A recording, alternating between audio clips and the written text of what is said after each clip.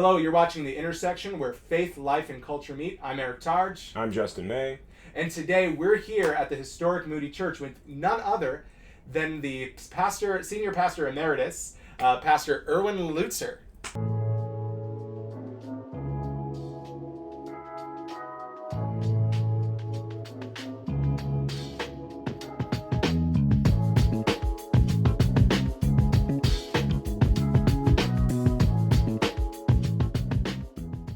Justin, what are we talking about today? Well, Pastor Lutzer has written a lot of books. Yeah. Like a lot of books. Yeah. Like so many books. And so we were thinking we want to ask him about a book.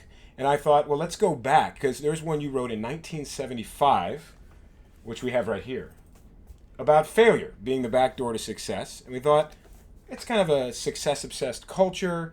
This would be a fun one to go back to. It was 1975 when you wrote it. Some things are probably different. Would you tell us a little bit about what prompted you to write this book in the first place? Well, the first question I want to ask you, Justin, is how old were you in 1975? You know, I was not a twinkle in my parents' eye at that point. They were not even married in 75. I was, to my best of my knowledge, born in wedlock. But, I was born in 1980, so... Oh, my. I can't even relate to somebody that young. No, that's totally... I can't even relate to me. It's wonderful, by the way, for me to be with young people. As a matter of fact... Thank you for calling me young. If I have any wisdom at all, and if I can be any help, I want to help young people, especially young pastors like you, to face the darkness. But I'll answer your question. Why did I write the book, Failure, the Backdoor to Success? I'm sitting in a seminary classroom, and we're studying the 4th chapter of the Gospel of John, the woman at the well, who had had 5 husbands and was now living with a 6th. I would say that that's a pretty messy marriage, all right? And the professor made one statement, and that so turned around in my mind that it became the basis of this book. Oh. And the statement that he made was this: success as we generally think of it is not available to everyone, but the worship of God is. Because if you remember the story, here's a woman, who clearly had failed in her marriage, however that all turned out. Yeah. And she's an unknown. We don't know her name. But by the way, she did go back to town and be a tremendous witness for Jesus, if you remember. Yeah. But here's the point. Jesus is speaking to her, and what does he speak to her about? That there's worship that's taking place, and she's saying, well, it takes place in Jerusalem. And Jesus is saying, the hour is coming, and now is, when the true worshipers will worship the Father in spirit and in truth, for the Father seeks such to worship him. So, Eric, here's a woman who can't experience success in any meaningful, measurable way, okay? How are you defining success there? Well, the success ultimately is pleasing God and being a worshiper. Okay. That's really the essence of success. And so she can't be a success. She's not going to write anything. We don't know her name. She's not going to have a great impact, though she does witness for Christ. And I thought, here we live in a culture where success is numbers. Success is, have you written anything? And if you've written anything, has anybody read it? Some of us, we think we have the gift of writing, but it's very clear that very few people have the gift of reading. So the question is, what do you say to people who apparently can't be a success in the world's eyes, but a tremendous success in God's eyes? And I look at that passage, Eric, and I think to myself that, here were all the Pharisees, okay? They were seeking worldly success. Watch me, I'm holy. And Jesus goes to this woman very deliberately, of course, sitting there, and because he knows she's coming out, he knew all things, and he chooses her to be the first one in the Gospel of John to whom he said he was the Messiah. It's to a woman. It's to an unknown woman. It's to a woman who's been married 5 times and now living with a man unmarried. And he says, the Father is seeking worshipers just like you. And this, I think, gives a whole different dimension to the idea of success. I was so struck by that one statement. Don't ever think that a single statement that you make to a young person or to a friend might not change their life. And I began to think about that and realize that, the world's theory of success, money, influence, all that is something that God gives to certain people. But being a worshiper of God is the ultimate success. As a matter of fact, I sometimes have told students at Moody Bible Institute and elsewhere, I said, it's not necessary for you to pass your grades. You Thank can God. flunk.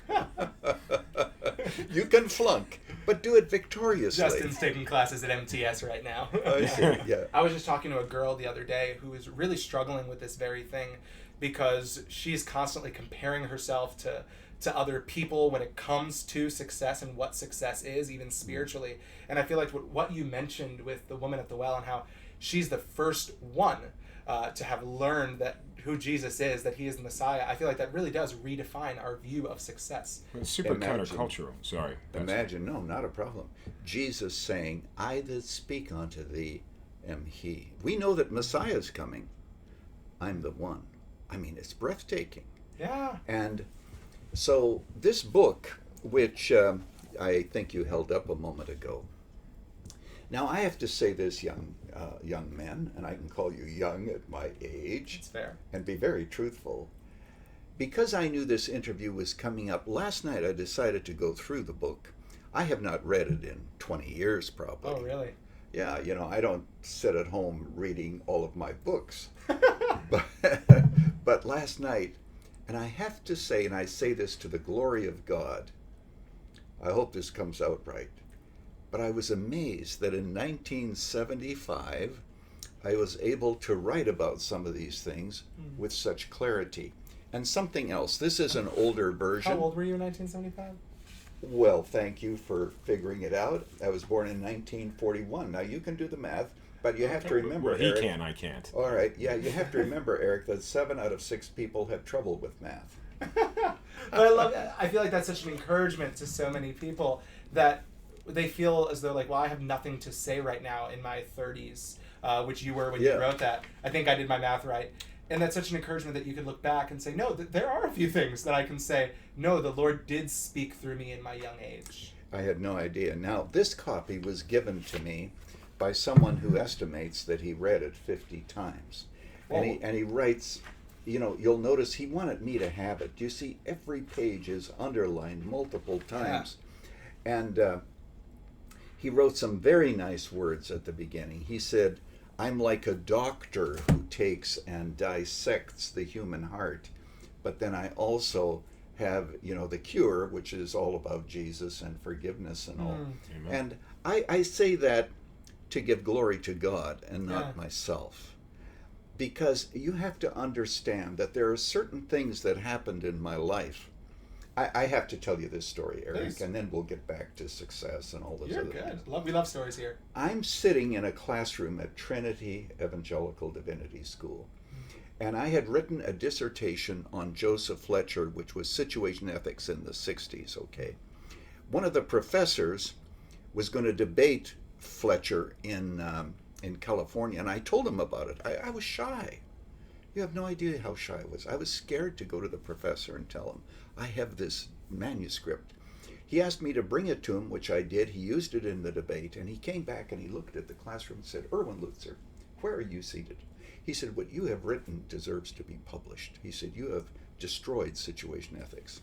Now I want to speak to you two people and everybody else that is watching. Yeah. Up until that time, it had never crossed my mind that I could write a book. I remember in Bible college saying to myself, I think I could write a tract sometime, but a book was unthinkable. But through that encouragement, I rewrote it. It became my first book. This, I think, Failure, the Backdoor to Success, was my second or third. So what was the name of the first book? The first book was entitled The Morality Gap. It had to do with situation ethics. Yeah. Yeah, and was used actually in classrooms throughout the country in the late 60s and early 70s. That's awesome. Because Next intersection. There you go. Morality gap. the morality gap. And then After that came this book, and then How in This World Can I Be Holy? And then after that, a whole bunch of books. But here's what I want to say. You will never know how an encouragement to one of the students and one of your people to whom you minister may be brought about by God and be a turning point in their life. Montgomery sure didn't know that. He knows now because I've told him. He was the professor. But success is something that happens not just because we make all the right choices. It's because God is directing us, even when we don't know it. My whole life has been a story of God's providence where I had no reason to think that God was leading me. Eric, I just made decisions that seemed to be reasonable to make. Yeah. And yet, in retrospect, you'll appreciate this because you've been to seminary. Did you study Hebrew? I did. Okay. Providence is like a Hebrew verb. You have to read it backwards. Okay? Remember the Hebrew verbs? I like that. I'm going to use that. Yeah, you can use that. So, back to the story, though, of success. You know, Well, we were talking before you keep going on success. I think you hit on something that people watching would really like to see. You've mentioned the words of the professor being so encouraging to you.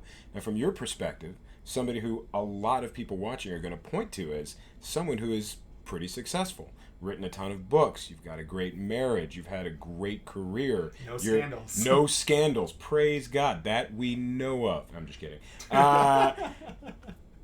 People don't know about the failures, these earlier things when you're in your 30s, maybe you're in your 20s or, early 40s. Like, are there any great stories of failures, of missteps that you can encourage our viewers with? You know, as I look back, I can put those into two categories. First of all, if you're asking ministry failure, I wish at Moody Church here I had spent more time discipling men. I did in the early days. I had a class for men on a Saturday morning, but somehow all that fell by the wayside. I think I probably took too many speaking engagements and was involved in various things, probably writing books, So I don't know how Jesus is going to evaluate all that. Personally, I wish I had been a better worshiper. In this book, Failure, the Backdoor to Success, I had forgotten that I talk about Copernicus. Copernicus came across a revolution. It was always believed that the sun revolves around the earth. Get me on this. I think that this is true, Eric, that he discovered that the opposite is true. The earth revolves around the sun. And to all those who are watching and to you who are young and have a future, worshiping God and genuinely beginning the day like I tried to begin the day in worship is most important. All of the other decisions are going to flow from that. When you stop to think of it, what is it that we are all about? And I have to confess here that in the busyness of life, I have so often neglected just basic worship. And, to quote Psalm 34, I'll bless the Lord at all times. His praise shall continually be in my mouth. To be able to bless God and to give him thanks. Be a woman at the well, not morally, but in terms of focus. Worship God in spirit and in truth. Can I tell you one story about failure? Please do. This is a little academic. Okay, I'm a teacher. No, I'm a student at Loyola University. And I'm studying philosophy. And to get a PhD, I never did get my doctorate, by the way, because I didn't do the dissertation. It is really, but I passed my comps for a PhD in philosophy. But anyway, to do that, I had to be able to read French. And so I'd go into the professor's office. He took a journal off the shelf, gave it to me, and you didn't have to pronounce the words, but read this. I've never been good at languages, Eric. Parlez-vous français? No habla español. Okay. Yeah. So, I don't know about you, but I flunk, okay? I come back a third time or a second time, and I flunk. I think it was the third time. I am so scared that I can scarcely eat breakfast. I'm going over to the university in the car, just discombobulated. Are you guys familiar with that word, or is it too old a word? You know what discombobulated? I have felt that word many a time. You have felt that just word, in the past day or two. I live that word. So I knew that this anxiety must be satanic. Really, it was so great. So in the car, I'd say, "Begone, Satan, for it is written, be anxious for nothing." And then I'd go to, the book of John, "Begone, Satan, for it is written, peace I leave with you." And I kept this up all the way to the university. I got to the university, and peace just flooded my soul. I mean, just the burden was lifted. I went in there, and I flunked it again. And I came back to the church. I was the pastor of Edgewater Baptist Church at the time. That's not where I thought that was going. And my secretary said, "What in the world got into you? You're so exuberant and all." I said, "I just flunked French 3 times in a row." So I tell young people, if you're going to flunk, do it victoriously. I love that. Do it victoriously. I passed it the next time. Praise God. Before we end, I just thought you said something before that I wanna get back to. You said that success is when you start your day in worship, and I think there are just so many people. I'm sure there are many who are watching right now that are saying, "I struggle with that. I struggle with starting my day in worship and having a successful day." So, Pastor Lutzer, how do you have a successful day? How do you start your day in worship? What does that look like? Eric, I am so glad you asked me that question. Before I roll out of bed in the morning, I quote Isaiah chapter 60, verse 1. Are you going to remember that, Justin? Isaiah 60, verse 1, yes, sir. I was talking to somebody and I said Isaiah 61, and they thought I meant chapter 1. I meant Isaiah chapter 60, verse 1. We're taking this slowly for you, Justin, so that you get it. He hasn't gone through seminary Okay. yet. I'm working on it.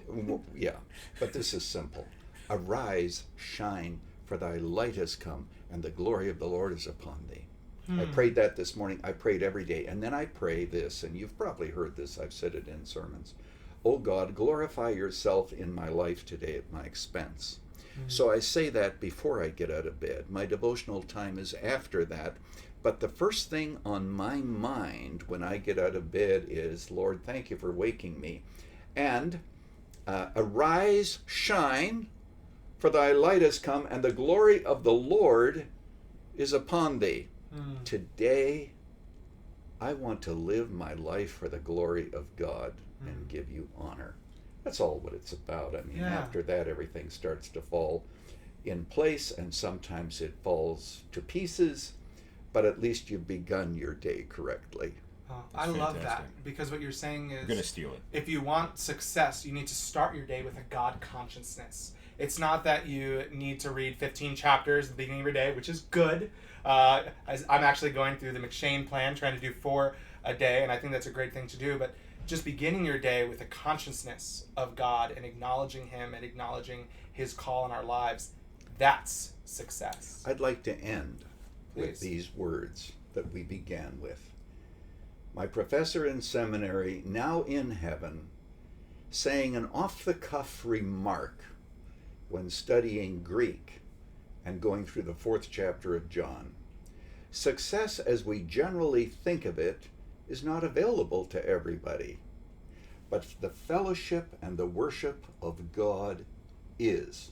And I say to everybody listening to this today, begin there. Excellent note. Great word. Thank you, Pastor. Thank you for being here, for taking the time to hang out with whatever you want to call us. Do the thing. If you enjoyed watching The Intersection today, we hope that you would share this video with some others. Press like and make sure to press subscribe so that you can follow future videos and future conversations as we discuss how faith, life, and culture meet. And if you want to leave a message, especially for Pastor Lutzer, and don't know how YouTube works, leave it in the comment section. We'll read it.